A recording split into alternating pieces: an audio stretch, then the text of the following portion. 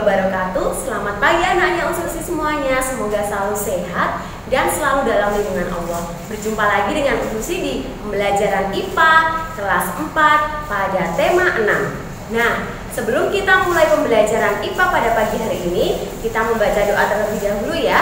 Bismillahirrahmanirrahim. Semoga dengan dibacakannya basmalah tersebut, pembelajaran pada pagi hari ini berjalan dengan lancar. Nah, kita pada tema 6 ini akan mempelajari tentang daur hidup hewan. Apa itu daur hidup hewan? Nah, daur hidup. Pada dasarnya setiap makhluk hidup, baik manusia, hewan, tumbuhan, pasti mengalami perjalanan hidup dari awal sampai akhir.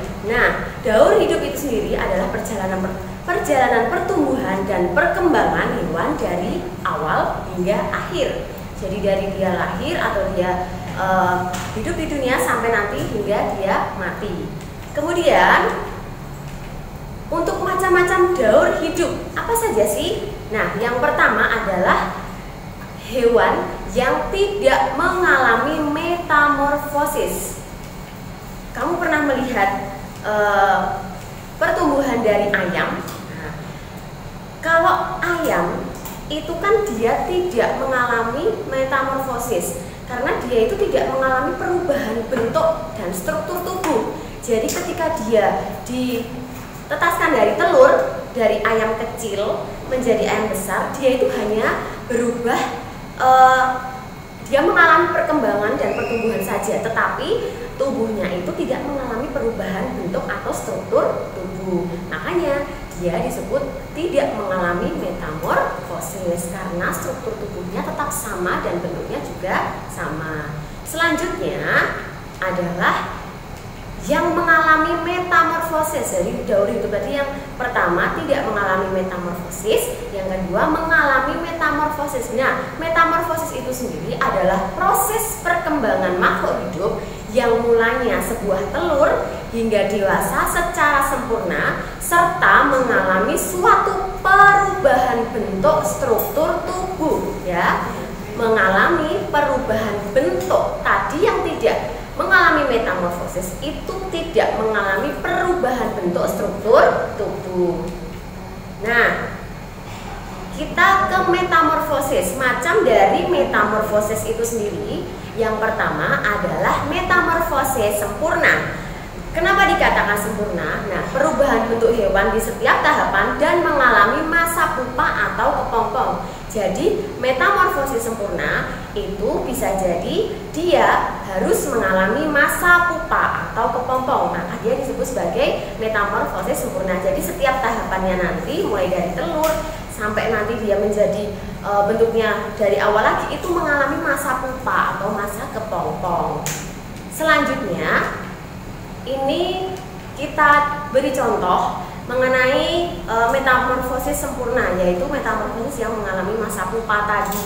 Nah, kamu perhatikan untuk kupu-kupu ya, nomor 1.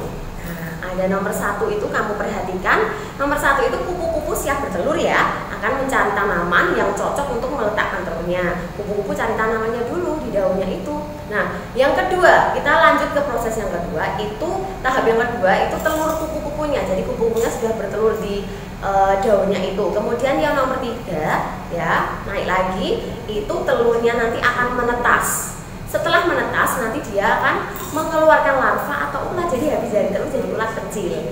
Nah, setelah menetas nanti akan tumbuh kembali menjadi larva, berubah menjadi pupa atau kepompong.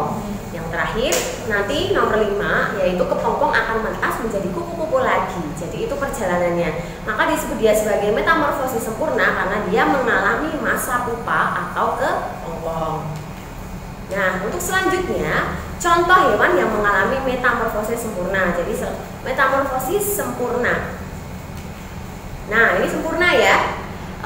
Yang pertama adalah kupu-kupu, nyamuk, lalat, kutu, kumbang, lebah, katak, kodok, kutu, ngengat. Nah, ini ya metamorfosis sempurna itu nanti dibenarkan. Selanjutnya, yang kedua adalah metamorfosis tidak sempurna atau hemimetabola. Perubahan bentuk hewan yang terjadi pada suatu tahapan tertentu saja dan tidak mengalami fase kepompong. Jadi dia tidak mengalami fase kepompong. Apa aja sih? Nah, contoh hewan yang mengalami metamorfosis tidak sempurna, yang pertama adalah belalang, kecoa, capung, tongeret, rayap, anggang-anggang, kepik, dan jangkrik. Itu adalah contoh hewan yang mengalami metamorfosis tidak sempurna. Nah, kita coba lihat daur hidup dari belalang ya.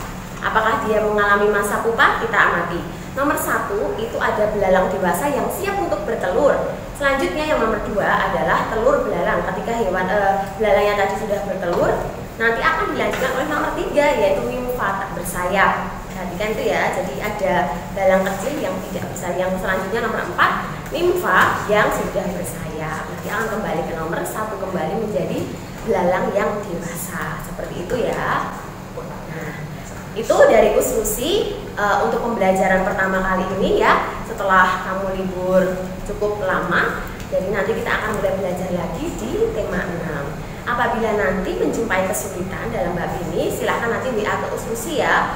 Baik dari soalnya, ataupun dari tugasnya, atau dari penjelasannya yang kurang begitu paham. Ustazah tunggu ya. Cukup sekian dari Ustazah. Wassalamualaikum warahmatullahi wabarakatuh.